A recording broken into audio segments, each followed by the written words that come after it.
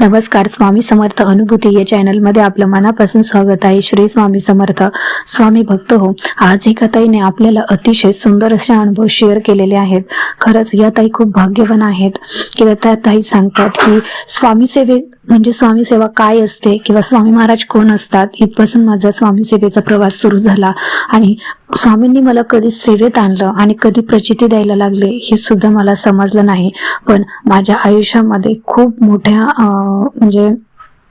मोठी इच्छा पूर्ण केली स्वामींनी. खूप मोठी इच्छा पूर्ण केली. कारण ती इच्छा पूर्ण होण्यासाठी आम्ही नाही ते प्रयत्न करत होतो. पण स्वामी सेवेचा मार्ग मिळाला. मी स्वामी सेवेत आले, स्वामींची सेवा केली आणि मला आश्चर्य वाटतं की इतकी मोठी गोष्ट कशा काय शक्य होऊ शकते आणि हे फक्त स्वामी समर्थ महाराजच शक्य करू शकतात याची प्रचिती मला आली. आज तोच अनुभव मी तुमच्यापर्यंत शेअर करत आहे.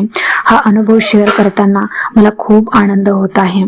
पण तत्पूर्वी जर आपल्या चॅनलवर कोणी नवीन स्वामी सेवेकरी असतील, स्वामी भक्त असतील, तर त्यांनी आपल्या चॅनलला सबस्क्राईब करायला विसरू नका. तर चला मग आपण ताईंच्या अनुभवाला सुरुवात करूया. ताई सांगतात, माझ्या आयुष्यामध्ये स्वामींनी खूप परीक्षा घेतली. खूप कारण परीक्षा घेतली पण मी कधीही हार मानली नाही. मी स्वामींनाच नेहमी म्हणायचे, स्वामी तुम्ही माझी कितीही परीक्षा बघा पण मी तुमची सेवा सोडणार नाही. पण स्वामी सेवेत येण्याच्या अगोदर माझं आयुष्य काय होतं हे मी गणती सुद्धा करू शकत नाही. इतकं खडतर प्रवास होता. कोणताही मार्ग सापडत नव्हता. इतके संकट होते, इतक्या अडचणी होत्या, पण त्यातून काहीच मार्ग मिळत नव्हता. कुठे जाऊ, काय करू, कोणापुढे हात पसरू काही समजत नव्हतं. पण अचानक मला स्वामी सेवेचा मार्ग मिळाला. आमच्या शेजारीच एक स्वामींचं 1-1.5 किलोमीटरवर स्वामींचं मठ आहे. त्या मठामध्ये आमच्या शेजारच्या ताई आरतीला कधीतरी जायच्या आणि एक दिवस मला त्या बोलल्या की यायचं का तुला आरतीला. तर मला काय माहिती स्वामी कोण होते काय होते मला काही माहिती नव्हतं. पण त्या बोलल्या म्हणून मनामध्ये थोडंसं असं वाटलं की आज घरी मला अस्वस्थ वाटत आहे, तर मग आज जाऊन तरी बघूया. कारण असं म्हणतात की देवाच्या मंदिरात गेलं तर आपलं मन प्रसन्न होतं. मग तिथं कोणता देव आहे काय आहे मला काही माहिती नव्हतं. मी त्यांच्यासोबत गेली आरतीला. आरती चालू असताना ह्या दोघी गेल्या आणि त्या ताईंनी आरती होईपर्यंत ताई मंदिरातच थांबल्या मठामध्येच. आणि मठामध्ये थांबल्याच्या नंतर आरती झाली. सगळे ज्या काही सेवा होत्या, आरती झाल्याच्या नंतर सेवा घेतात, जसं की कालभैरवाष्टक, तारक मंत्र, स्वामींचं नामस्मरण, ह्या सेवा घेतात. त्या सेवाही मी तिथेच केल्या कारण मला माहिती नव्हतं की ह्या सेवाही स्वामी सेवेत असतात म्हणून. त्याच्यानंतर तिथले जे सेवेकरी आलेले होते त्या सेवेकऱ्यांनी स्वतःचे अनुभव सांगायला सुरुवात केली. अनुभव सांगायला सुरुवात केल्याच्या बरोबर त्यांचे अनुभव ऐकून माझ्या मनामध्ये असं वाटलं की मी इतके दिवस कुठे भटकत होते.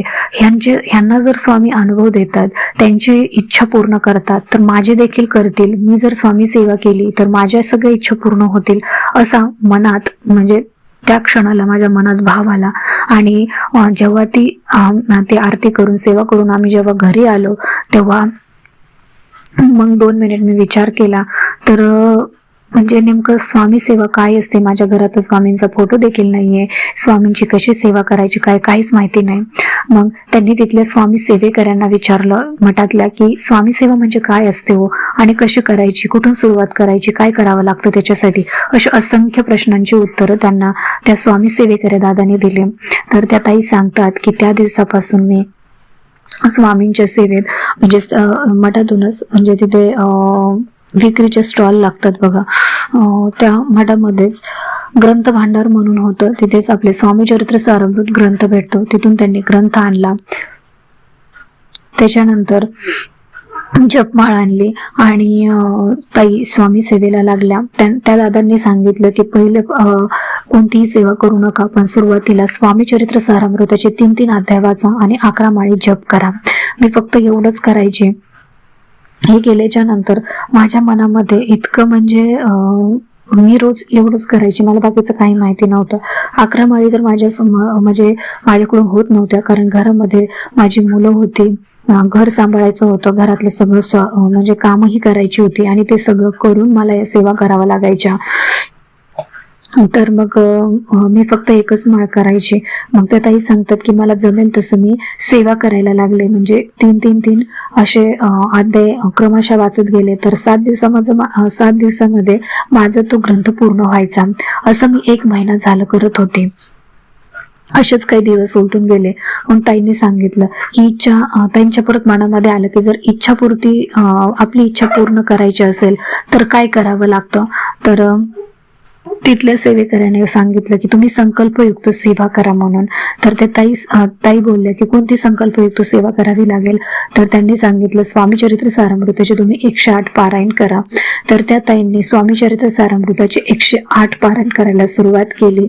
पण ताईंना रोज त्या 1 पारायण वाचायला लागल्या. कारण घरामध्ये मुलं शाळेत जात होती, मुलांचा डब्बा होता, मिस्टरांचा डब्बा होता, घरातलंही सगळं काम आवरायचं होतं. सगळी एकटीच जबाबदारी सगळी एकटीवरच असल्यामुळे त्यांना वेळ भेटत नव्हता.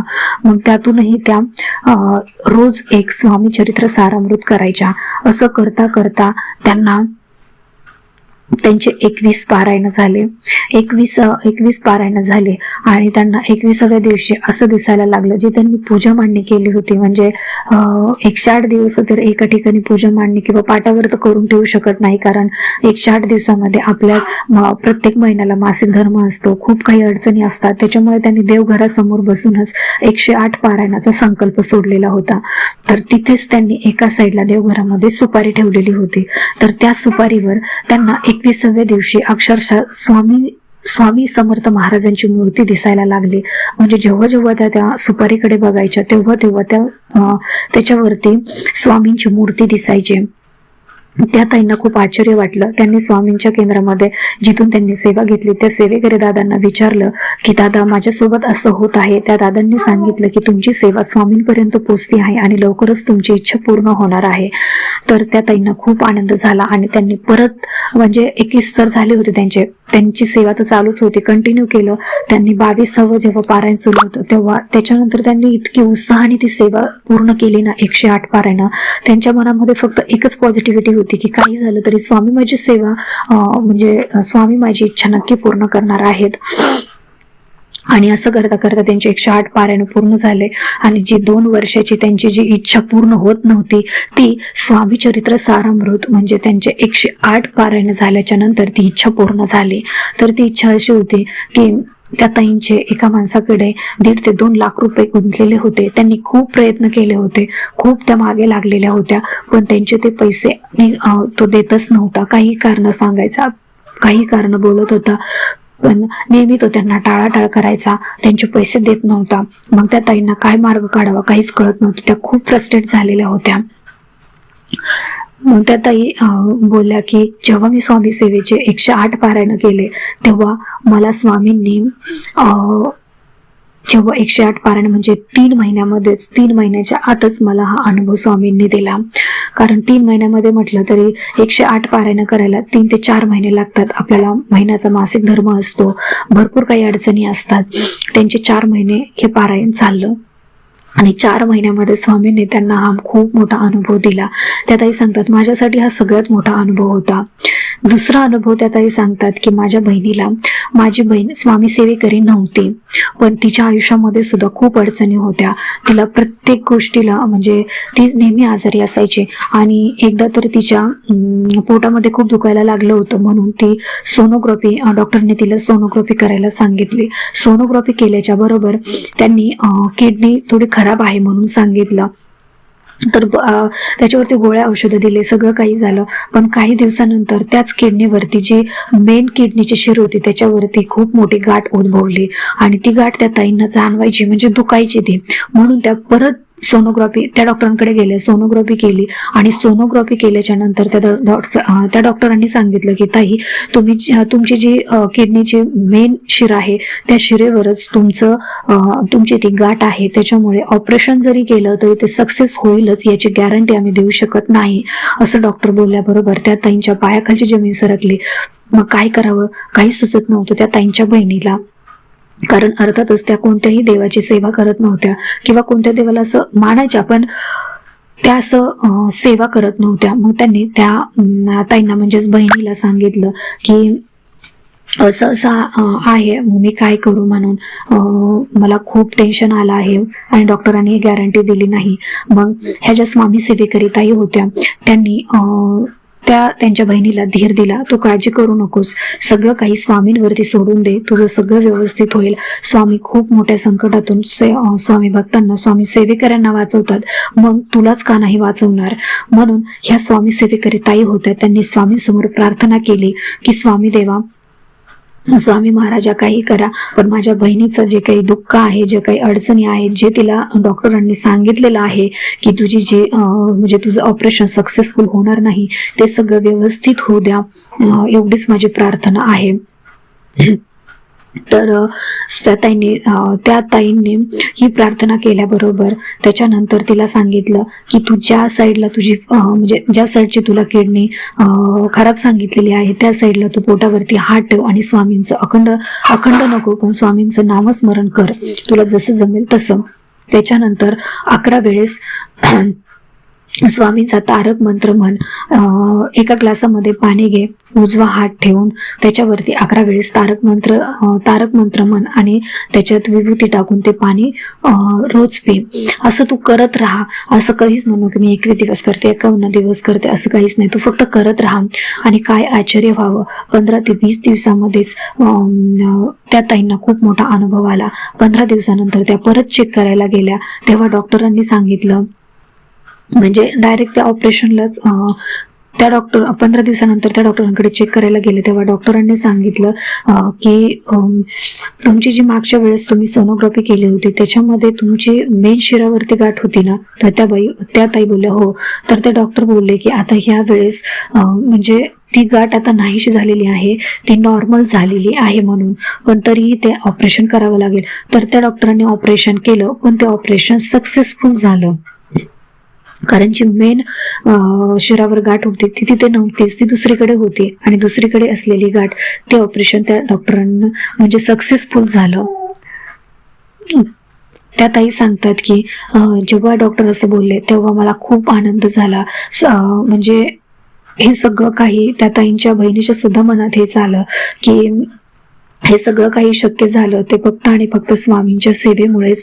आणि त्याच्यानंतर त्यांची बहीण सुद्धा खूप म्हणजे खूप स्वामी भक्त झाली, कट्टर स्वामी भक्त झाले, स्वामींच्या सेवेमध्ये आले, स्वामींची सगळी काही सेवा करू लागले. आणि त्याच्यानंतर स्वामींवरचा तिचा इतका विश्वास वाढला, इतकी दृढ श्रद्धा वाढली, हे अक्षरशः ती ज्याला म्हणजे तिच्याकडे जे दुःख घेऊन येतील, म्हणजे तिच्याकडे असं जर कोणी म्हटलं की मला एवढं खूप मोठं दुःख आहे, मी त्यातून मला काहीच मार्ग मिळत नाही, मी काय करू काहीच समजत नाही, तर त्यांना त्या ताई म्हणजे त्यांची बहीण ज्यांना सेवा देतील त्या सेवेतून सुद्धा ती सेवेकऱ्यांचे प्रश्न सुटायला लागले. अगदीच म्हणजे त्या ताईंची बहीण सांगतात की माझ्या तोंडूनच स्वामी वधून घेतात की तुम्ही ह्या सेवेकऱ्याला ही सेवा द्या आणि त्यांचे प्रश्न दूर करा म्हणून.